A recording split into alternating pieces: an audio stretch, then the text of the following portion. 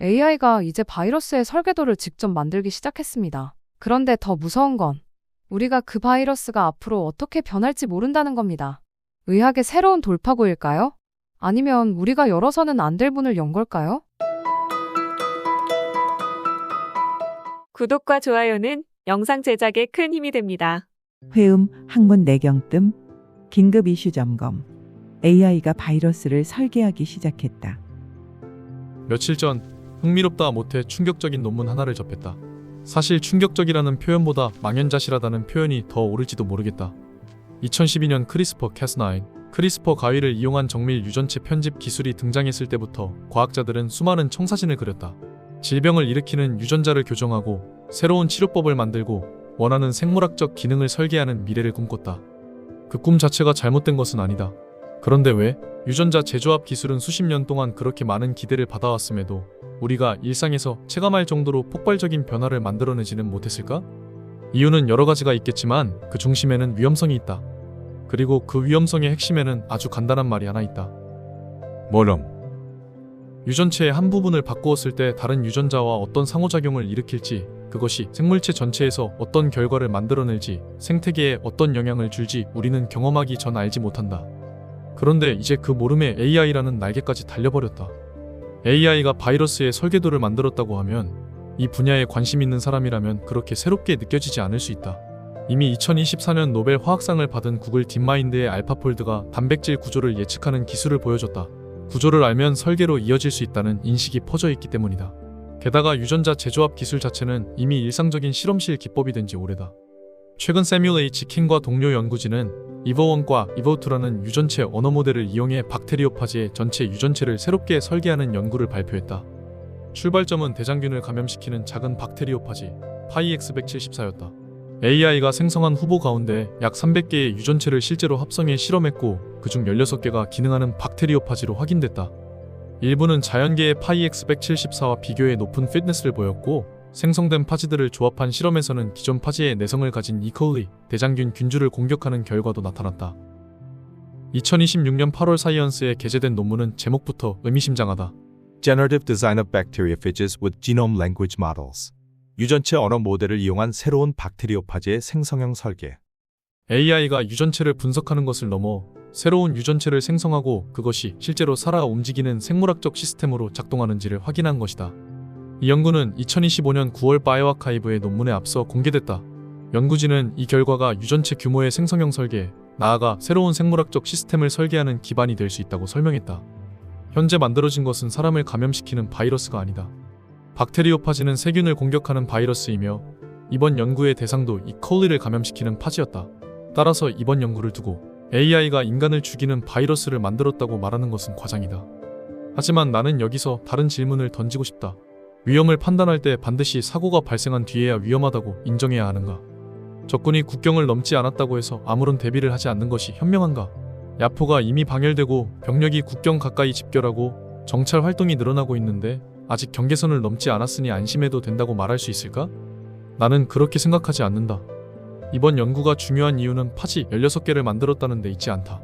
AI가 기능하는 바이러스 유전체를 설계할 수 있다는 문턱을 실제 실험으로 넘어섰다는 데 있다. 그리고 여기서부터 우리가 주목해야 할 문제가 시작된다. 파지는 바이러스이다. 박테리오파지는 특정 세균 표면의 수용체를 인식해 감염한다. 그러면 처음에는 이렇게 생각할 수 있다. 이 파지는 이 대장균만 공격한다. 그런데 그것이 영원히 고정된 특성일까? 파지는 복제된다. 그리고 복제 과정에서 바이러스의 특성상 쉽게 변이가 발생한다. 파이X174의 점돌연 변이율을 측정한 연구에 따르면 염기 하나당 복제 1회에 약 1.0 곱하기 10-6승계의 염기 치환이 발생한다. 연구진은 이 값이 DNA 기반 미생물에서 관찰되는 경험적 평균인 유전체 복제 1회당 약 0.003개의 돌연 변이와 일치한다고 설명했다. 파이X174의 유전체는 약 5,400개의 염기로 이루어져 있다. 따라서 1.0 곱하기 10-6승 곱하기 약 5,400으로 단순 계산하면 한 번의 유전체 복제에서 평균 약 0.0054개의 점돌연 변이가 예상된다. 여기서 0.003과 0.0054는 서로 모순되는 숫자가 아니다. 0.003은 논문에서 제시한 경험적 평균값이고 0.0054는 파이X174의 유전체 크기와 측정된 염기당 돌연 변이율을 곱해 얻은 계산값이다. 숫자만 보면 아주 작아 보인다. 하지만 파지는 한 세포 안에서 수많은 자손을 만든다. 그리고 그 과정이 반복된다. 복제, 변이, 선택, 다시 복제. 이 과정이 계속될 수 있다. 실제로 파이X 174의 돌연변 이유를 연구한 후속 연구에서는 유전체에 특정 GATC 서열을 도입하는 것만으로 돌연변 이유를 약 30배 감소시킬 수 있다는 결과도 얻었다. 이는 파지의 변이율이 고정된 상수가 아니라 유전체 구조와 숙주 측 DNA 복구 시스템에 영향을 받을 수 있음을 보여준다. 더 중요한 문제가 있다. host range, 즉 숙주의 종류와 감염 범위다. 우리가 실험을 통해 확인할 수 있는 것은 결국 현재 이 파지가 어떤 세균을 감염시키는가? 이다. 그러나 실제 인간 환경으로 노출된다면 수많은 복제와 선택을 거친 뒤에도 처음 확인한 host range가 그대로 유지될 것이라고 장담할 수 있을까? 나는 유지되기 어렵다고 본다. 특히 이것이 자연계에 존재하던 파지가 아니라 AI를 이용해 새롭게 설계하고 유전적으로 재구성한 파지라면 더욱 조심스럽게 접근해야 옳다. 현재의 host range를 확인했다고 해서 미래의 host range까지 예측할 수 있는 것은 아니다. 복제 과정에서 발생하는 변이와 선택, 재조합에 따라 우리가 처음에는 예상하지 못했던 숙주를 감염할 가능성까지 고려해야 한다. 나는 바로 이 지점이 이번 연구에서 가장 위험하게 바라봐야 할 부분이라고 생각한다. 쉽게 생각해보자. 조류에서만 발생하던 바이러스가 어느 순간 사람에게 감염될 수 있는 능력을 획득한다면 어떻게 될까? 우리가 코로나19를 겪으면서 경험했듯이 숙주의 범위가 바뀌는 것 자체가 엄청난 파급력을 가져올 수 있다. 만약 전파력이 높은 조류 인플루엔자 바이러스가 사람 사이에서 지속적으로 전파되는 능력까지 갖게 된다면 코로나19와는 비교하기 어려운 상황이 벌어질 가능성을 배제할 수 없다. 물론 박테리오파지와 인플루엔자 바이러스는 생물학적으로 전혀 다른 존재다. 이 둘을 직접 비교할 수는 없다. 말하고 싶은 것은 숙주 범위의 변화 가능성 자체가 얼마나 중요한 안전 문제인가 하는 것이다. 이 문제는 과학계와 보건 분야에서도 이미 매우 민감하게 다뤄지고 있는 영역이다. 다시 연구로 돌아가 보자. 인간은 수많은 미생물과 함께 살아간다. 세균 때문에 질병에 걸리기도 하지만 세균이 있기 때문에 살아가기도 한다. 특히 장내에는 대장균을 비롯한 다양한 미생물이 존재하며 이들은 서로 경쟁하고 공존하면서 영양소와 대사산물을 주고받는다. 어떤 미생물은 다른 미생물이 살아갈 수 있는 환경을 만들고 또 다른 미생물은 우리가 필요한 물질을 만들어낸다. 따라서 장내 미생물군은 각각의 세균이 따로 존재하는 집합체가 아니라 서로 연결된 하나의 생태계로 봐야 한다. 특정 세균 하나가 사라진다고 곧바로 사람이 사망한다고 단정할 수는 없다. 하지만 우리가 아직 완전히 이해하지 못한 미생물 생태계에 AI로 설계된 새로운 파지가 들어온다면 어떤 변화가 연쇄적으로 발생할 것인가? 나는 바로 이 질문에 대해 모른다. 라는 사실 자체가 중요하다고 생각한다. 크리스퍼 가위가 처음 등장했을 때 우리는 유전체를 원하는 방향으로 바꿀 수 있다는 가능성에 열광했다.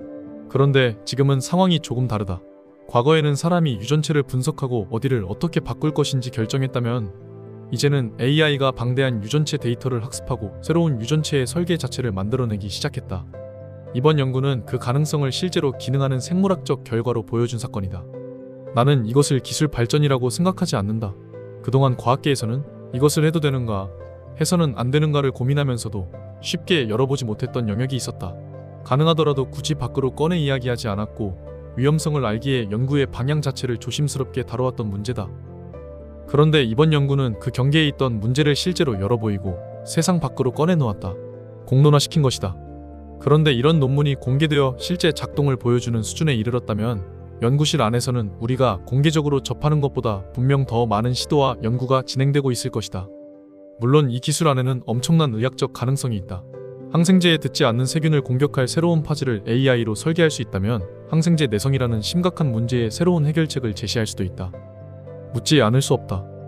AI를 이용한 생물 개체 설계는 과연 우리에게 무엇이 될 것인가? 나는 이제 생명이요 세상의 구원자가 되었다. 아니면 나는 이제 죽음이요 세상의 파괴자가 되었다. 어떤 쪽이 될 것인가? 어느 누구도 어느 쪽이라고 단정할 수 없다. 그렇기 때문에 더 늦기 전에 반드시 우리가 가야 할 방향부터 만들어야 한다. 시청해주셔서 감사합니다. 오늘 준비한 내용이 도움이 되셨다면 구독과 좋아요 부탁드리고요. 나에게도 백승뜸, 사보침이 필요할까?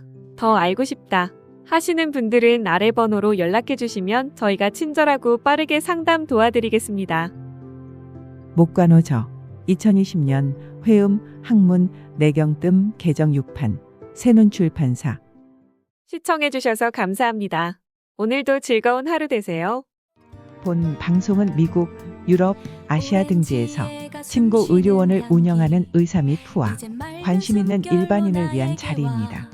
과학화한 사보침 백승뜸 재교육을 통해 병 잘 고치는 의사로 거듭나 확실히 치료하는 친구 의학의 위상을 높이고자 목적하는 교육 방송입니다. 목관호 사보친구학회 회장 백승 목관호.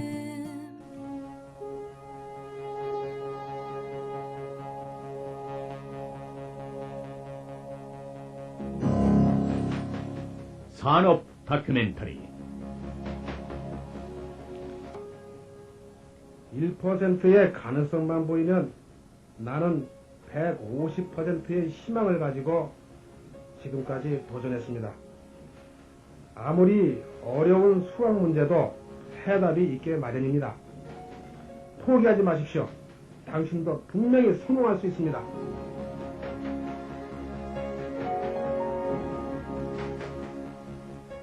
맹물 에너지 박사 출연 목관호 양지훈, 김영훈 유만준, 아내 송도영. 네 번째 시간이었습니다.